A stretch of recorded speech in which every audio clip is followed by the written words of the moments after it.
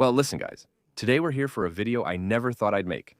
But you asked me several times, after my stories on Instagram, you wanted us to film my wife's new car? It's an exceptional car. I'm not going to lie to you. I'm not saying that just because it belongs to us or anything. We didn't make it, but really, it's because it's a car that satisfies my wife and me too, when I use it to its full potential. As you know, my wife used to have a Nissan S14A, which was my old drift car, my old legendary JDM car, with which I did, well, my first performance parts installations, my first tinkering. It was a car that really meant a lot to me. We kept it for 8 years. And after drifting with it, I didn't do it for long either, you know. I did one track day with it, and after that, I mostly drove it on wet roads. Let's say legally, of course, always supervised on closed roads. And after a while, actually, my wife was looking for a new car. She had an FN2, then she got a 350Z. She had a bunch of cars. Well, a bunch of cars, but not that many either, just like me. And actually, she didn't know what to get anymore, so she told me, well, I'd really like to have the S14. So in the end, I gave her the S14. She set it up and built it for grip. She was having a lot of fun. It's a car that was extremely powerful, but required a lot of finesse in terms of driving. And aside from with Mika on the Nürburgring, I think we never really pushed it to its limits.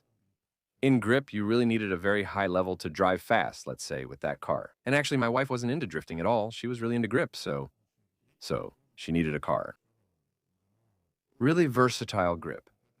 She got tired of struggling with the car and decided to put it up for sale and look for one that works for her. And for daily use and for long trips and for having fun with grip, I think we found the ideal car. But before that, I'm going to take a few minutes.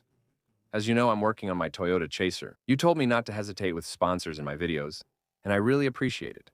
It'll just take a couple minutes, then we'll return to the video. I'm putting a little progress bar right here to show you that now I'm going to promote a little device. But just so you know, I do sponsorships, but I don't do sponsorships for useless stuff. That means I test it. And if it's good, I do it. If it's not good, I tell the brand, well, it's not happening.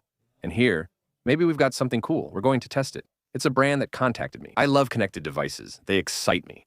AutoCast is one example. Honestly, I knew nothing about it before. Some of you may already have it in your car, but I didn't. It's a small device. It looks like this. The little round thing here, we're going to open it together. And it has good performance, as you can see. And it would connect to the car via USB, and actually let you have Android Auto or Apple CarPlay on your car's original screen. Well, the packaging, even if we don't really care about it, is still really high quality. And here, we're going to find this little device inside the package. And of course, we'll find everything we need to connect it. So normally, here we go, the USB plug is right here, and well, we'll see if it works. We're not in the Honda anymore because something happened. The thing is, the Honda multimedia system is so locked down, old, and outdated. Even though the car is amazing, actually, this little AutoCast device isn't compatible with the Honda tablet.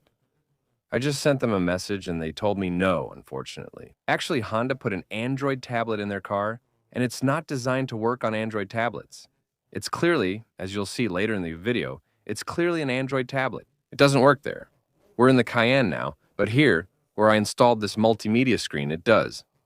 So here's the product. I'll connect it and show you. So now, I just plugged it in. I don't have to do anything except wait for my screen to detect the device.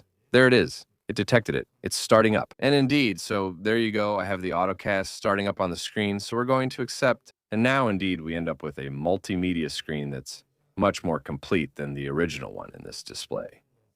Now, what I'm interested in is seeing Apple CarPlay. Wow, okay. Just like a computer, we have all the specs of the product being used. So here, the screen is actually only serving as a display for the box, right? We're not using the internal system of the screen at all anymore. Honestly, that's awesome. I love it. Wow, yeah, okay. There are apps here. So indeed, there's Google Chrome, Disney, YouTube, YouTube Music, Netflix, the Play Store, Prime Video.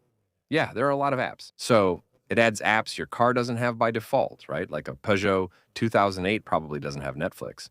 You need to connect everything, and it can work with a SIM card too, correct? You can put a SIM card in it, so it's directly connected to 4G and 5G, and that allows you, well, I haven't done it here, to actually watch your shows without using Wi-Fi or sharing. That's actually better than just using your phone. I've paired my phone with the device over Bluetooth, and now I have CarPlay. I'm not going to show Waze since I don't want to reveal where I live, but it works well. Now I can watch my friends' videos. I plan to buy a longer USB cable to run it to the armrest. So, I'll leave it in the Cayenne and add a SIM card with a $1.10 plan since that was originally in the Cayenne. I never got CarPlay to work on it, but I think this will be pretty good, especially since I see there's GPS data, so there must be a GPS chip inside. I'll have the weather, I'll have pretty much everything. No, that's going to be pretty good. So, thanks again to those who understood that I'm showing you this kind of device, first of all, because I think it's cool. I love all these little multimedia and tech gadgets and everything. And also, to allow me, well, there you go. Like I was saying, I'm paid to show it to you. I'll never push you to buy it, but just to show it to you. For those who are interested, I'm paid for this, and I take the money and put it into the chair.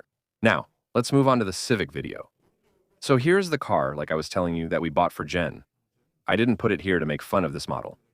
Here it is, Honda Civic Type R FKA2. So yeah, I didn't put it on the grass because there's this whole thing around Honda, like lawnmowers and all that stuff. No, it's just that the spot was pretty nice. So here's my wife's new car. It's a 2016 FKA2. The car isn't even 10 years old yet, so for those who don't know the model, it's the ultra sporty version derived from the regular Civic. It's a bit more aggressive, with a front bumper that's completely different from the road version. It has different fenders, wider fenders, with some kind of vents there on the top of the fender. It has a chassis from the future, and when I say from the future, I really mean it's an insane chassis. It has a 2-liter K-Series engine making 310 horsepower. It's the very first Civic Type R equipped with a turbo. And they didn't do things halfway. That means when Honda makes a sports car, they think about braking, so it has big Brembo brakes, which is pretty good. That's already great. It's rare to have sports cars with big brakes. Well, at the back, it's a bit smaller, the braking is much more basic. However, it has a limited slip differential at the front. That's really cool in terms of the chassis and its stock. What will really surprise you about this car's chassis is the suspension. You have an R mode, where the car actually stiffens the steering. The accelerator pedal becomes much more responsive, and the adaptive suspension gets stiffer. I swear, when you press the R button, this car clearly doesn't need any coilovers, does it? I've rarely seen a car with such good stock suspension, and I really know what I'm talking about. I'm shocked by what they've done, to the point that people are amazed. Early Civic Type R buyers noted that, even beyond the Type R, the car is stiff and rides rough.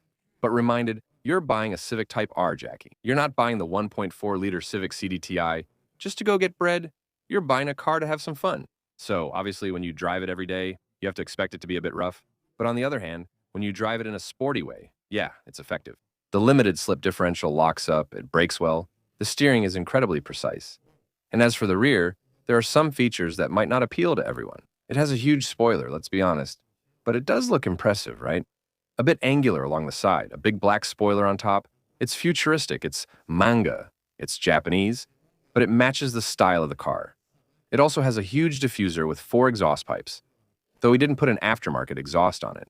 It's a car that only has a mod. Well, a mod. Actually, they don't really need mods. Let's say more of a modification. It's a performance air filter in the original airbox. And that's all it's going to have, meaning we're going to leave it 100% stock.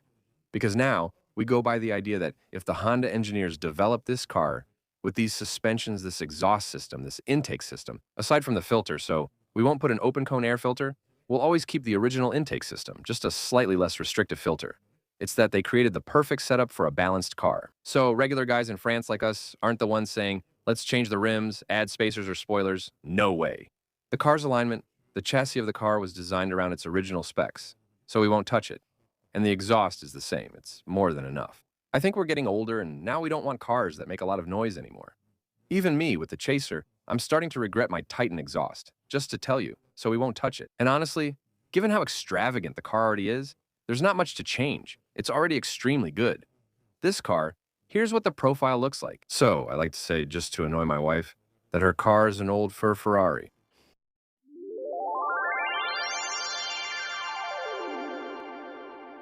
Honestly, it kind of looks like an old fur Ferrari. It already looks less like a 9 than the FN2. And actually, that's also why we got this. Because originally, she had an FN2, and she loved it. She loved it.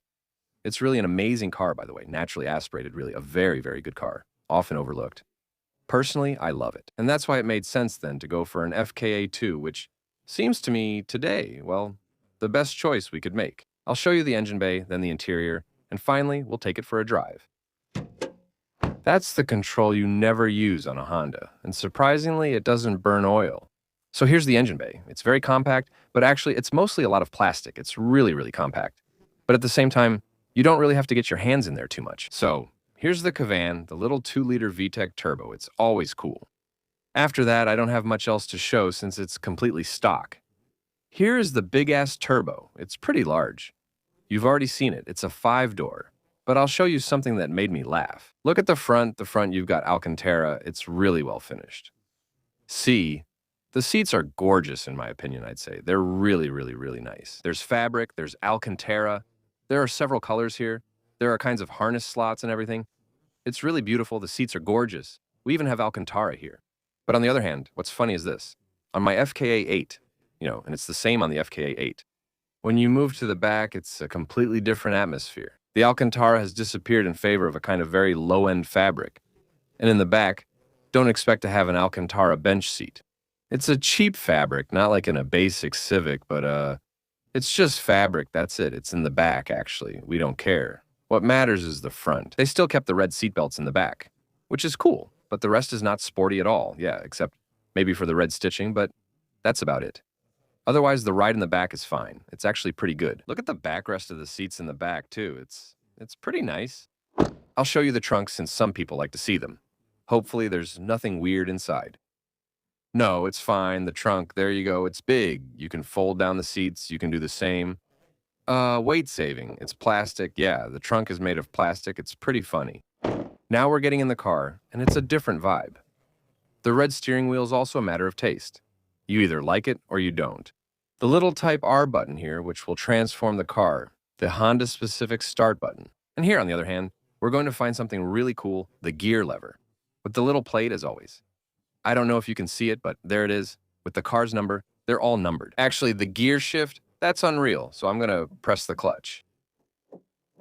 I think there's a huge short shifter from the factory, because the way you shift gears, it's unreal how satisfying it is. And here it's the only touch of fake carbon in the car. After that, there's nothing else.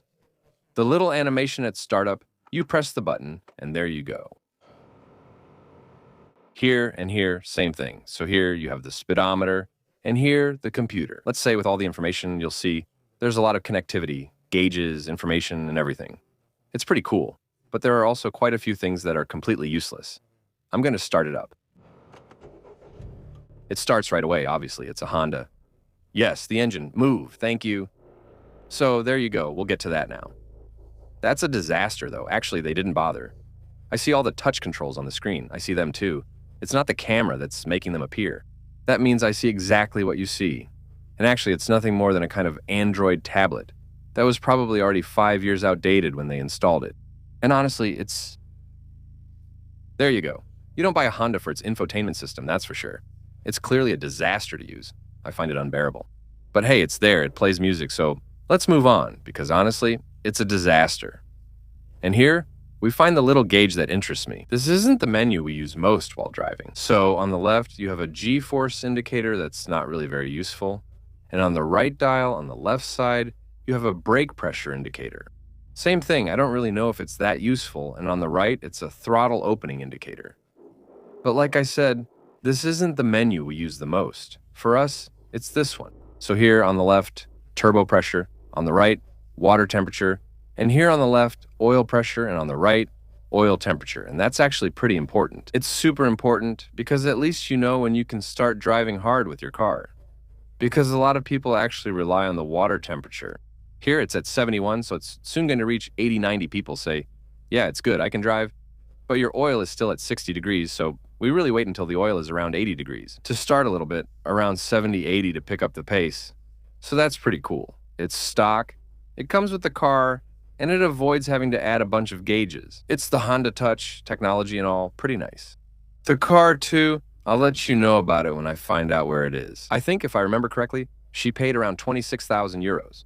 Or 25,000, I don't remember exactly. I'll put the price below. I have a memory lapse, and it has 92,000 kilometers. I think we got it at 89,000. Damn, she's already driven it quite a bit. So now I suggest we go for a little test drive, so I can show you just how powerful this car is. As for everyday driving, it's really easy to drive. It's really a traditional Civic, sure, it's a bit firm, but for someone who's looking for that, let's say for a versatile car, honestly, it's really, really good. Fuel consumption is 7 liters per 100 kilometers for everyday driving outside the city. which is unmatched for a sports car. And since it's a Honda, reliability goes without saying. Now that we're on a nice little mountain road, I suggest we press the R button. The gauges turn red, and the car's gonna get pretty fun.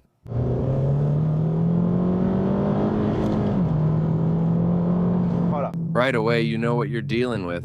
The limited slip differential is absolutely insane. And it really revs up, huh? I love this car. Wow. Yeah, it shakes a bit. I agree. This car has a stock chassis. It's unreal. I've rarely seen anything like this. Look at the turn. The tires squeal a bit, but the car doesn't move. You can hear the turbo a bit here with the new air filter on the car.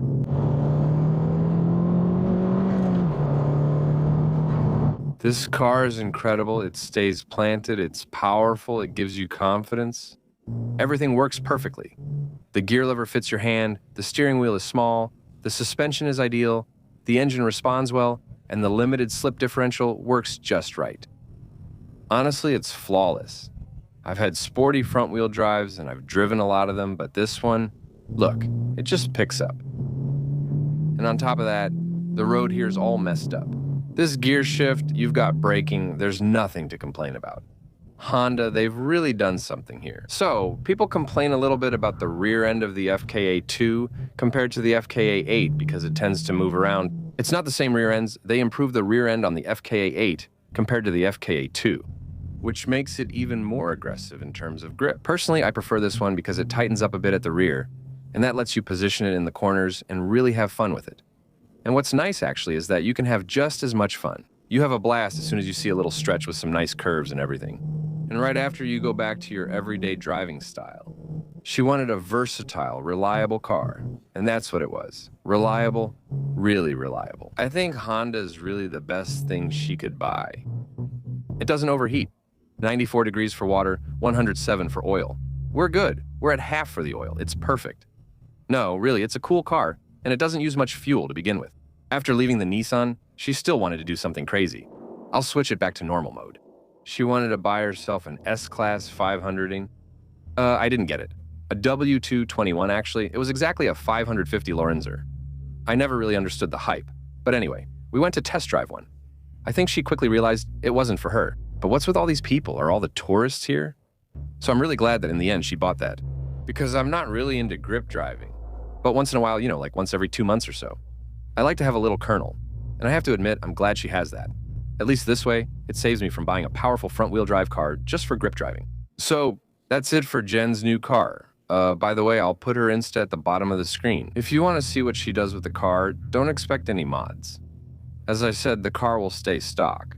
We even got it with an ethanol tune. We put it back to stock on 98 octane fuel. Because unfortunately, some Civic Type Rs don't like ethanol, in the sense that the fuel pump and injectors can't keep up. And I'm going to be honest with you.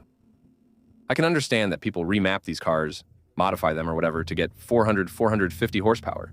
But you have to remember that it's still a front-wheel drive. I don't see the point for me. I really don't see why anyone would remap this to 400 horsepower. Doing sporty driving in the mountains or something. Because you'd actually spend your life doing that too. All this time, the traction control, the ESP, and everything haven't kicked in even once. It's not intrusive at all. But with 400 horsepower on the front axle, I'm still convinced that you don't put any power down to the ground.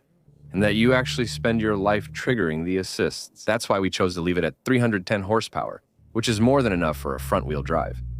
Fortunately, the limited slip differential is there, by the way. And by the way, for the loyal subscribers who are still watching the video, write this in the comments. The Civic again? Because yes, it still sounds like ironing, let's be honest, so I hope you enjoyed this video. I responded positively to those who asked me to make a video about the FKA2. It's true that it's not a Peugeot 208 HDI either. So, okay, it deserves a video about it. But I didn't think there would be so many people interested in seeing it. Now, I'm going to calmly take it back home. Thank you for watching this video. If you haven't already, consider subscribing to the channel. And I'll see you soon for another video about my cars, whether it's the Toyota, Chaser, or another car. Thank you again for watching this video, and I'll see you soon. Bye.